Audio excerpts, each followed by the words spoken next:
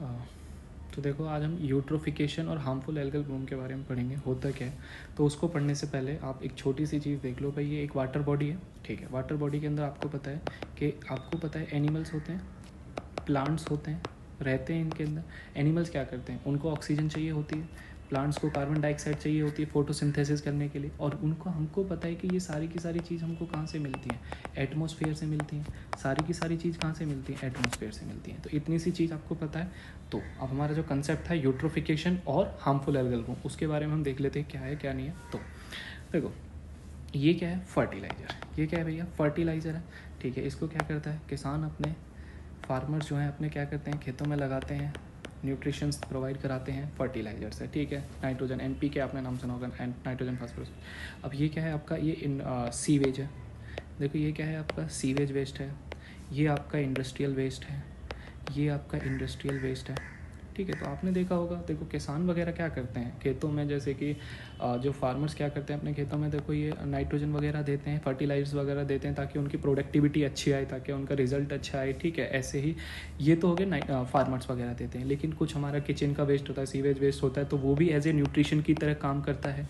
Industrial waste होता है, देखो पॉल्यूशन की तरह तो काम करती है, लेकिन इसमें बहुत सारे न्यूट्रिएंट्स होते हैं। जब ये सारे के सारे एज ए वाटर बॉडी में गए, जब ये न्यूट्रिएंट्स सारे के सारे वाटर बॉडी में गए थ्रू द वेरियस चैनल्स हो गए, सीवेज हो गए, रिवर्स हो गए, किसी के थ्रू, जब ये सारे के सारे वाटर बॉडीज़ में गए, तो आप देखो यहाँ पे वाटर बॉडी आपको किस तरीके से दिखाई दे रही है। यहाँ पे जो आपको वाटर बॉडी है बिल्कुल क्लीन दिखा रही है और एज ए ट्रांसपेरेंट दिखाई दे रही है।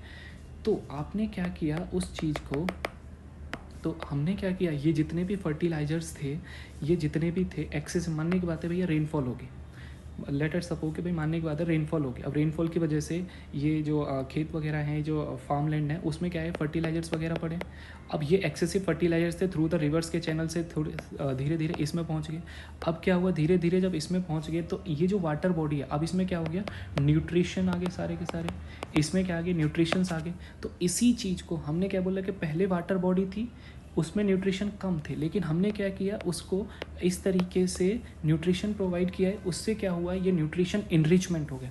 तो यहाँ पे जो न्यूट्रिशन वाटर बॉडी के अंदर जो न्यूट्रिशन बना, वाटर बॉडी के अंदर जो न्यूट्रिशन आया, कहाँ से, एग्रीकल्चर वेस्ट से आपका आया, सी वेस्ट से आया, इंडस्ट्रियल वेस्ट से आया।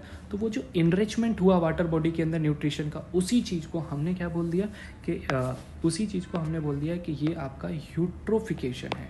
यूट्रोफिकेशन का मतलब होता है कि वाटर बॉडी के अंदर न्यूट्रिशंस एनरिच होना, उसी चीज़ को हमने क्या बोल दिया, यूट्रोफिकेशन। अब टर्म आती है भैया यूट्रोफिकेशन, तो देख लिया ये एल्गल ब्लूम क्या है। एल्गल ब्लूम क्या है, देखो होता क्या है कि यूट्रोफिकेशन होने से, होता क्या है कि यूट्रोफिकेशन होने से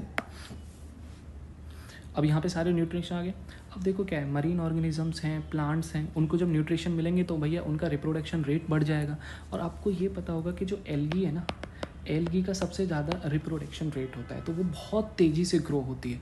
तो जब उनको न्यूट्रिशन मिले तो हुआ क्या, एल्गी जितने प्लांट और मरीन ऑर्गेनिजम्स के कंपैरिजन में वो बहुत तेज़ी से ग्रोथ हुई, और जिसकी वजह से आपने देखा होगा कि ये सारा का सारा स्ट्रक्चर पानी के ऊपर इस तरीके से एल्गी आ गई, पानी के ऊपर इस तरीके से एल्गी आ गई, वाटर बॉडी में इस तरीके से एल्गी आ गई। आपने देखा ये पूरा के पूरा स्ट्रक्चर क्या है, एल्गी का है। तो इसी चीज़ को हार्मफुल एल्गन ब्लूम बोला गया। क्या बोला गया, हार्मफुल एल्गन ब्लूम। क्या बोला गया, हार्मफुल एल्गल ब्लूम बोला गया। अच्छा ये हार्मफुल क्यों है, नाम आता है भैया, हार्मफुल किस लिए बोला। देखो हार्मफुल इसलिए बोला, आपको पता है कि जब नीचे मरीन ऑर्गेनिज्म रह रहे हैं, उनको ऑक्सीजन चाहिए, नीचे प्लांट्स हैं, उनको कार्बन डाइऑक्साइड भी चाहिए, उनको सारे। बट हुआ क्या, जब ये एल्गी की ग्रोथ इतनी ज़्यादा होगी, ये वाटर सरफेस के ऊपर इतनी ज़्यादा फ्लोट होगी, अब ये जो, अगर मानने की बात है सनलाइट है, मानने क्या है कि जो सनलाइट है वो नीचे की तरफ पेनिट्रेट करती है, ठीक है, ऑक्सीजन है, कार्बन डाइऑक्साइड है। अब क्या करेगा, इसको एल्गी नीचे की तरफ नहीं जाने देगी। अब जब नीचे की तरफ नहीं जाने देगी तो इसको क्या होगा, ऑक्सीजन नहीं मिल पाएगी। अब ऑक्सीजन नहीं मिल पाएगी, उसकी वजह से वो डेड हो जाएंगे। तो उन सब के लिए ये हार्मफुल हो गया ना। तो हार्मफुल एल्गल ब्लूम, क्योंकि इसकी जो एल्गी क्यों है, क्योंकि इसकी रिप्रोडक्टिव जो ग्रोथ है वो बहुत ज़्यादा है, बहुत तेज़ी से स्पीड से ग्रो होता है, इसीलिए वो ऊपर अपना इस तरीके से शो कर देता है। तो ठीक है, थैंक यू।